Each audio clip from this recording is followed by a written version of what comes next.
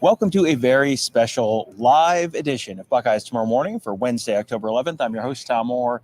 The Purdue game is in 3 days. The game against Michigan in 45 days. I'm Tom Moore inside the Woody Hayes Athletic Center, joined by Kevin Noon of BuckeyeHuddle.com. Kevin, we got a chance to talk to Ryan Day, Jim Knowles. I felt like this was like a little bit of an audience service kind of interview session, because I felt like a lot of the questions that we get asked a lot on our board at BuckeyeHuddle.com, you see people asking about on Twitter, a lot of those got asked today. And I guess the first thing we have to start with is the offensive line, the running game. What the heck's the deal with the offensive line, with the running game? And, I think he said, quote, "I think we have the personnel to do it." It's sort of a scheme thing. It's sort of a little bit of a coaching thing. It feels like the answer is there's no one thing that's wrong with the running game right now. I'm disappointed at first you didn't say that Tony Gerdeman's on assignment. He is on assignment. A catch-up assignment. Yes, I don't know what the assignment is specifically, but wherever it is, he is there. For the offensive line, it was obvious that was going to be the question everybody had in mind, and there were a couple of bites taken at that apple, and I think it was dancing around a little bit about, are the right five guys out there? Are they in the right positions? I mean, obviously, you have guys who may be a little bit out of positions of what they've really trained for or what have you.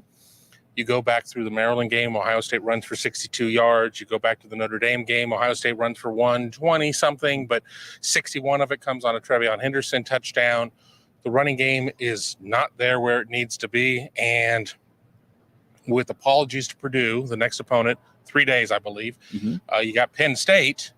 Doing the math, that would be 10 days, and you're going to need to be able to run the ball against the Nittany Lions. You cannot go in, fight one-handed. So it's going to be very important for Ohio State to find some things. If there were going to be any tweaks, this might be the game for it.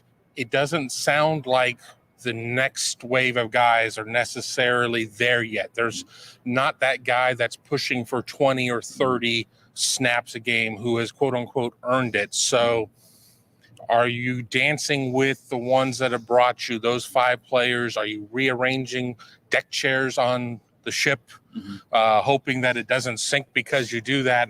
That I'm not so sure about, but the offensive line still remains probably the number one concern that I would have if I were just looking at this strictly from a fan standpoint. Yeah, and I think there are a lot of fans who would probably agree with you right now. And, to your point, it felt like in fall camp there was positional battles, and oh boy, is someone maybe making a push, and, is it Vic Cutler at center? Is it Tager Shabola, or is it, Luke Montgomery? I mean, is there someone who's making a push? Zen Mahalski. And it sounds like, the top five is not necessarily like everything is all thumbs up everywhere, but also the guys behind them are not really in a spot where they're pushing for that. So, I don't think there's going to be a trade deadline acquisition coming to bolster the offensive line. So you may be in the dance with the ones that brung you kind of situation. But they know it's important for them to get that running game resolved, because yes, you can throw, and you can throw and that, solve some of your issues short term. But I thought it was very interesting the way Ryan Day phrased it. He was talking about the fact that, we can do that, but we've seen in the past, that's essentially that stops working for you at some point. And, the Penn State may be the point where that could become true. Well, to go to a question that Doug Maurice asked about, just why don't you're a great throwing team. You have a proclivity to throw it more. Why don't you throw it more? I think 2018 against Purdue was an example of that, when they threw it 73 times, threw for almost 500 yards, and still only put 20 points up on the board. You have to be two-handed. You have to have both arms available when you go into this type of game. You don't want Ohio State to try and become what it isn't. You don't want a cheetah to try and become a zebra. I mean, you have to stay within who it is you are, but something has got to change there. I will say something for all of Ohio State's issues of running the ball against Maryland.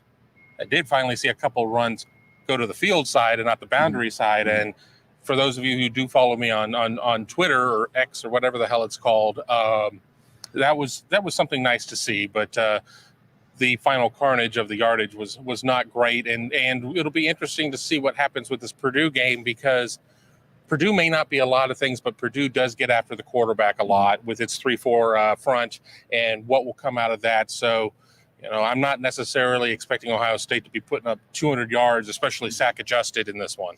Yeah, Ryan Walters, new Purdue head coach. His background is on the defensive side of the ball. He was the DC for Brett Bielema at Illinois last year. So you got to figure, they are injury racked, and we can get into that maybe a little later on. But they are going to have a creative and aggressive defense. So we'll see how that all shakes out. One other element in terms of not being able to solely rely on the run game or on the pass game is Big Ten weather is coming, and it feels like fall in Columbus now, but it's a sunny, nice day. It's 50 degrees, but it's sunny and nice outside. That is not necessarily going to be true for the rest of the season. A couple of years ago, it snowed up in Ann Arbor. It snowed during the Ohio State-Indiana game last year. You can't solely be pass reliant, because you're not playing in a dome. You're not playing in Florida. You're playing in Ohio or Wisconsin in a few weeks, or New Jersey, and these are all places where the weather gets bad right around this time of year. So that's another factor there. 2 injury updates, rather significant injury updates. Good news on Travion Henderson. Question mark on Emeka Egbuka, but not, definitely not a worst case scenario on Emeka Egbuka. Right. Emeka Egbuka will know more as the week goes on. Reading between those lines, doesn't sound like he's going to play, in my opinion, but with the quick caveat of this shouldn't be a long-term thing. Now, this shouldn't be a long-term thing sometimes means, he'll be questionable on the availability report. He'll miss a game. He'll miss 3 games. But I think that you do have the luxury going against Purdue of not necessarily having to trot Emeka out there. I mean, maybe you have a break glass in case of emergency plan, but with guys like Xavier Johnson, Cardell Tate, Brandon Ennis, because we're talking about playing from the inside. So, this is not necessarily a Jaden Ballard type of situation. There are alternatives there. Obviously, Emeka Egbuka is one of the best receivers in the nation. You really don't want to go without him if you can avoid it. You're not necessarily saying, well, we won't lose a step without him out there. But I think that Ohio State has to really play the long game and remember that Penn State is waiting on the other end. Yeah, this is a game where what's the line this weekend? It was 19.5 as of yesterday, with Ohio State being a road favorite. So that's 22.5, 23.5 on a neutral field. Yeah. So, this is a game Ohio State should be able to win without, having to rush, to push all their chips in on this one. And, Purdue is very, very banged up. That's going to be a significant factor this weekend as well. But yeah, I'm with you. My expectation would be he probably travels. He might be listed as a game time decision or questionable on the injury report. If they do, if he's not 100% or very close to it, this is not necessarily a game where you need to risk it. And if you get into the third quarter and he's really, 85% and the game's close enough that you have to break glass in case of emergency, there you go. But yeah, I think with Penn State on deck, and I think that's something that is probably the way that's going to end up shaking out. Another player who there have been questions about, and it's not an injury situation, is Dallin Hayden. He had obviously the very big game against Maryland on the ground last year, has yet to appear in a game this season. Ryan Day was asked about what's the deal with Dallin Hayden. And it's been pretty much in line with everything that we've said on the Huddle board at BuckeyeHuddle.com. Be sure to sign up, get your best Ohio State coverage out there. Great community, everything, and it of course helps us out as well too. So sign up to Buckeye Huddle. But it really appears that he is a redshirt candidate. Ryan Day said as much. And you get 4 games, but why would you sit there and bring him in a game and give him 3 carries just for the sake of doing that?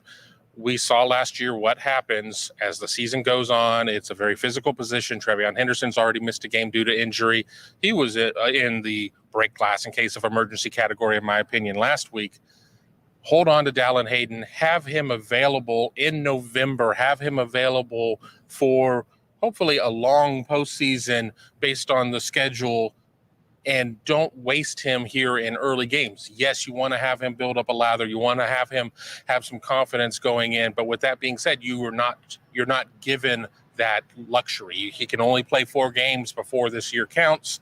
So he's practicing. He could be placed in at any given time. It's not a case of that he's not looking well in practice or anything. This is just a scholarship management decision. Well, and it's also probably the right thing for the player, too. You know, if Ohio State's just making a decision in what's best for Ohio State, you throw them out there and you don't worry about it, because how many fifth-year running backs has Ohio State had over the years? Not very many who were real significant contributors in that 5th year. So this is more looking out for the player and what might be best for him long-term. Ryan said you don't want to play him 5-6 games where you burn the redshirt year, but, you know, it's 3 carries against Youngstown State, and it's 2 carries against Notre Dame or whatever. Or Western Kentucky. Western Kentucky. Yeah, I was trying to remember who else they played this year, and I was like, I think it was a MAC team. I'm like, no, it was not a MAC team. All right, so one other thing that was a question coming out of the game, and we sort of got an answer on this after the game, but got a little more detail today. The fake punt that was not a fake punt. Joey Coffin of the Columbus Dispatch started asking about the fake punt and corrected himself. And Ryan Day just kind of smiled and mouthed it wasn't a fake punt. So it wasn't a fake punt. So what the heck happened? It's not a tumor. What the heck happened there? Yeah. There were people who were saying in the midst of it, the snap scuffed the turf, but it just seems like it was a slip. And it went, instead of to the punter, it went to Cody Simon, and he at least had the awareness to try and go forward with it. Ultimately, it put Ohio State in a bad start.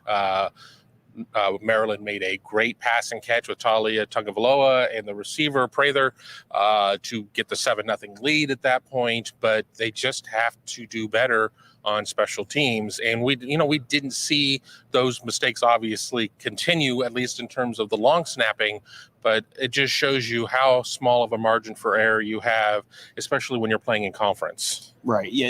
And Maryland is going to be one of the 4 to 5 best teams they play this season. So, to get off to a start like that, where they get the ball, McCord misses on just a bubble on first down.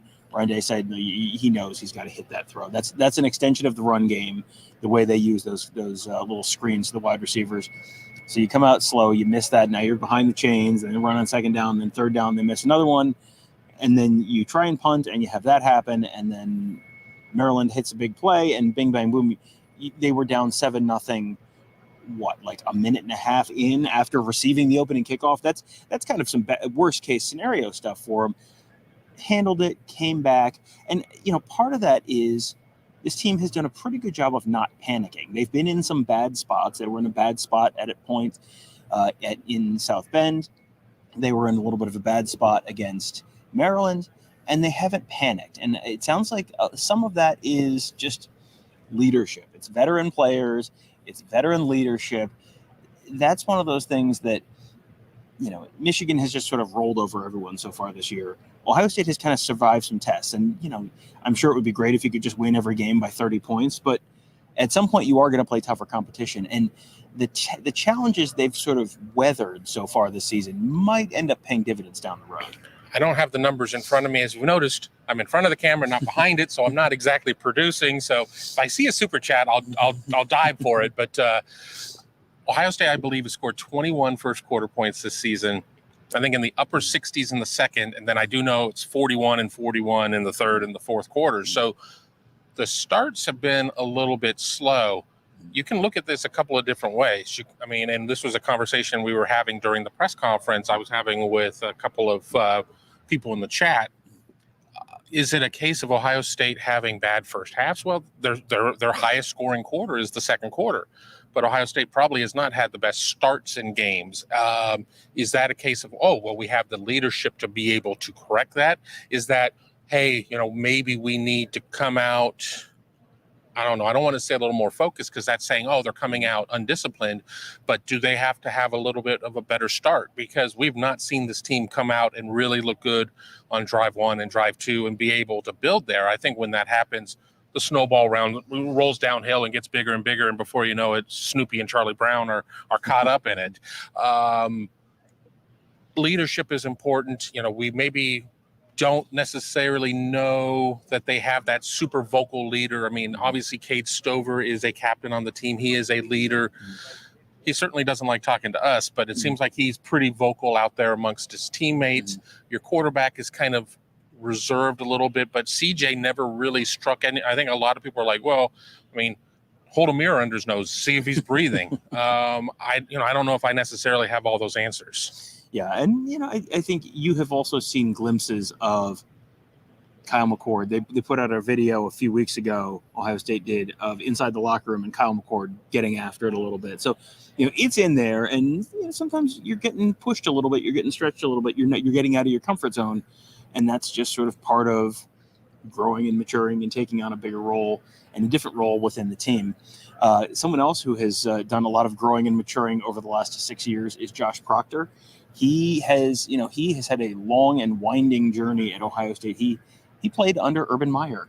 That has been a minute, but here he is, and I thought he's played a very, very solid adjuster. He made the big play, the pick 6 against Maryland.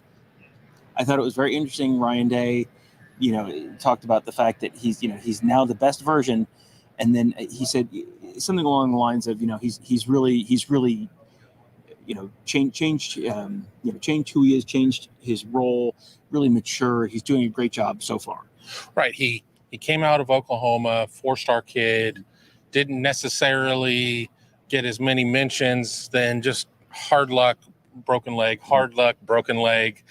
just been a rough go. But I mean, he looks completely like a different player. I know when a lot of people were trying to prognosticate what the depth chart was going to look like, I think there were mixed opinions on whether or not Proctor was going to be able to be a contributor. And he was honored this week, obviously, by the Big Ten as Defensive Player of the Week. I mean, he's been playing well. And I mean, if this is the best version of Josh Proctor and something that they're able to maintain, it's going to do more to solidify that this defense has really changed. It is not the same defense that we've seen the last couple of years. I mean, I think last year we saw some transitions, but the blitzing, I don't want to get ahead in case we're going to talk a little bit about what Jim Knowles had to say, but I think Josh Proctor is probably, we don't necessarily have a comeback player of the year award, but I would put Josh Proctor up for that. Well, he's someone who, it felt like his first year, I remember Greg Schiano talking about him being a red line to red line kind of player at the safety position. And the red line is, you might actually almost be able to see it on the field behind us. It's, between the numbers and the sidelines on the practice field. And Proctor, just how much ground Proctor could cover and how Proctor was making plays in practice. That was 2018. Greg Schiano left after the 2018 season, and he was talking about that stuff with Proctor. So, the sort of assumption at that point was, oh boy, this is going to be an immediate impact guy. Maybe this is right after Jordan Fuller leaves, and it just, like you said, he's had some bad luck. He's gotten hurt, and so now to see that now finally is huge. I'm gonna let you read this because your eyesight's better than mine. Yeah, super chat from Ryan Dawes. Who do you two believe is the best run blocking option in the slot with Emeka most likely sitting this week? Keeping in mind OSU will want to run Purdue over and get out of Ross-Ade Stadium.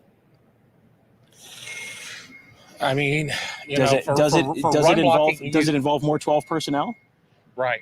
I mean, but I think if we're just talking person for person, yeah. I mean, it's not like Emeka goes out there and lays the crushing blocks that Julian does. They're different body types, so it's unfair to sit there and say, oh, Carnell or Brandon needs to be able to do this. I mean, I think in terms of experience, getting somebody out there like X is going to be able to get it done. And I think he would be probably the first option you would see. I think you would see some rotation going on, though, depending on the situations. But, it's very different of just saying person for versus person instead of running more 12 and having G. Scott out there or somebody like that. Yeah.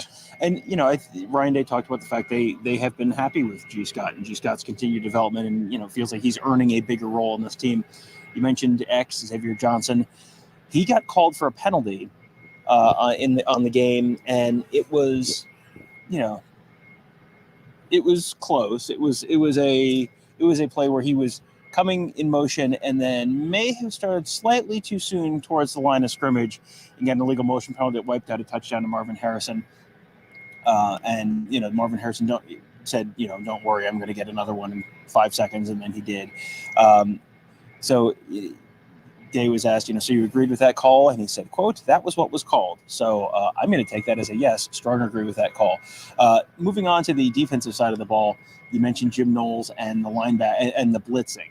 And, Jim Knowles, you looked at Jim Knowles' defense last year, and it was very aggressive.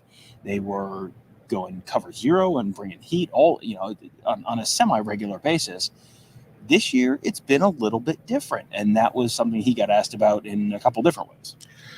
The threat of the blitz is still there. The number of blitzes are down, and I think it's good. There is the threat of the blitz. I think that there is Ohio State going out there and trying to confuse the quarterbacks with what it is that they're going to run. Linebackers showing blitz pressure and being able to drop back. I think all of that is important, but we have seen I don't know if I want to say an evolution, because every situation for every year is going to be different, and you can't necessarily compare them apples for apples.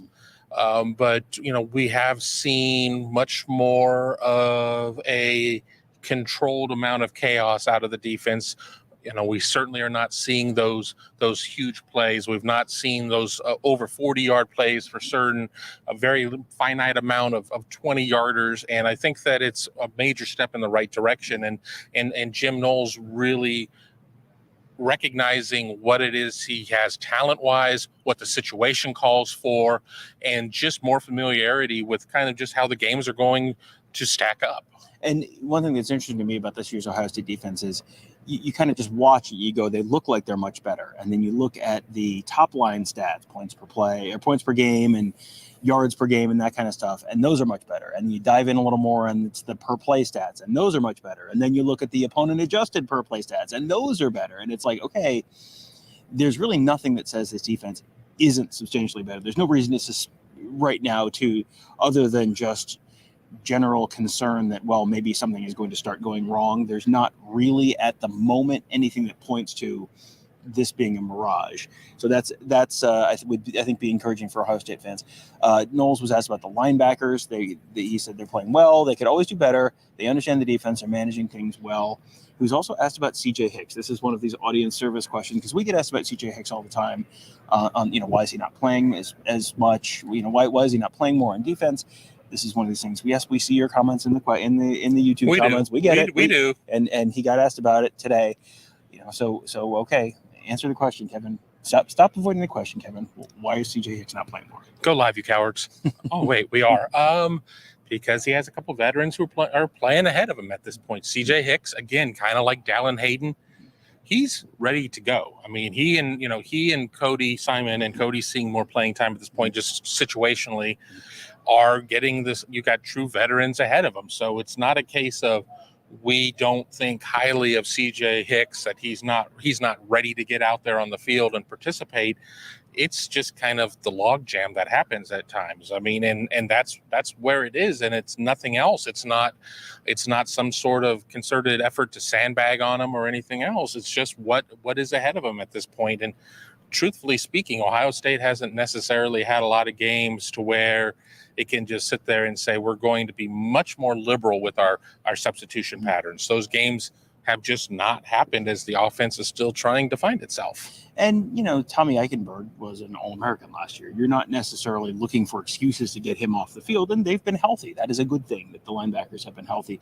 I feel like you've seen more Cody Simon. Cody Simon is the third linebacker. So when you only play two linebackers, your fourth linebacker is just not going to play that much. They're not playing. I mean, 2019, end of that season, they were playing like a 4-4 at times. Well, if they were playing a 4-4, CJ Hicks is probably playing a bunch. They're playing like a 4.25 right now. So if they're playing a 4-4, I'm out of here. Well, I did not like that at all. and in a lot of ways, Sonny Styles is, he's a nickel / Sam, so he's kind of the third linebacker. So it's like a 4.5, 4.5 really. So in that case, CJ Hicks is the fifth linebacker in a 2.5 linebacker kind of rotation. So that's just it's just sometimes you got to wait your turn, I think. Someone, again, we talked about Josh Proctor and him having to wait his turn. That play where he had that pick six, they used a sim pressure, so they showed pressure and then backed out of it. Knowles talked about that being just aiming to do that with disguise, to disguise your coverage and create confusion for the quarterback. He said that was, the defense really perfectly executed, and then kind of paused and smiled and said, not so badly designed, I guess. So that's an example of just something they're doing a little differently this year and showing maybe a little bit more of this year. Sonny Styles, he's someone who they have talked about a bunch over the course of the year. He has, again, he should be technically in his freshman fall of college. He enrolled a year early. So he's, it feels like he's been here forever. He should technically be in his freshman fall of college. And he's someone that we talked about so much over the course of the year because, again, people kept asking, so we keep talking. It feels like he is growing into the role that they sort of envisioned for him all along this year. Absolutely. Is everything perfect? No, not yet, because he's a true sophomore. And as Tom said, chronological age, he's a true freshman. Mm-hmm.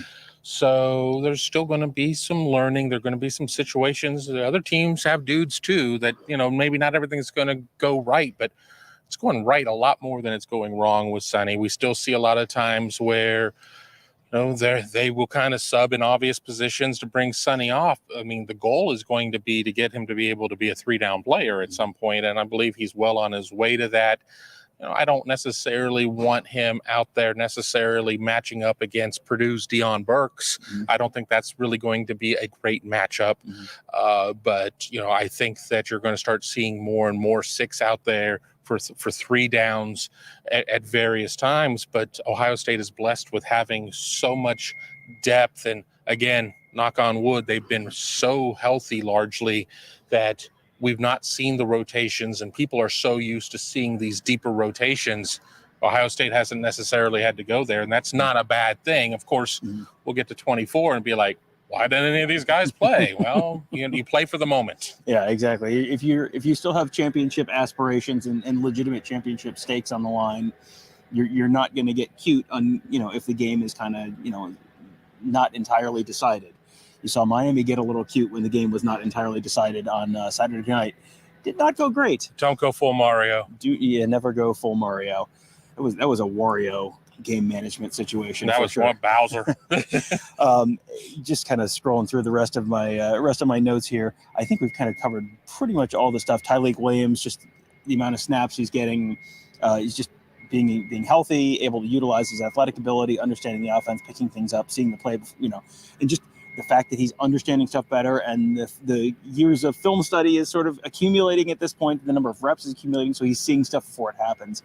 A lot of positive things, too, about Kenyatta Jackson. He's kind of in the CJ situation, and positive things about Caden Curry. Quote, unquote, he plays with his hair on fire. Yeah, and as with somebody with very little hair, that's just terrifying because that's going to get right to my scalp. And he is, I feel like it's kind of this underreported story that, he's also playing on the other side of the ball too as a fullback in short yardage situations. That's that is an anything to help the team win kind of situation. And you've seen guys, Steel Chambers, Chip Trainer, you've seen him flip flop one side of the ball to the other.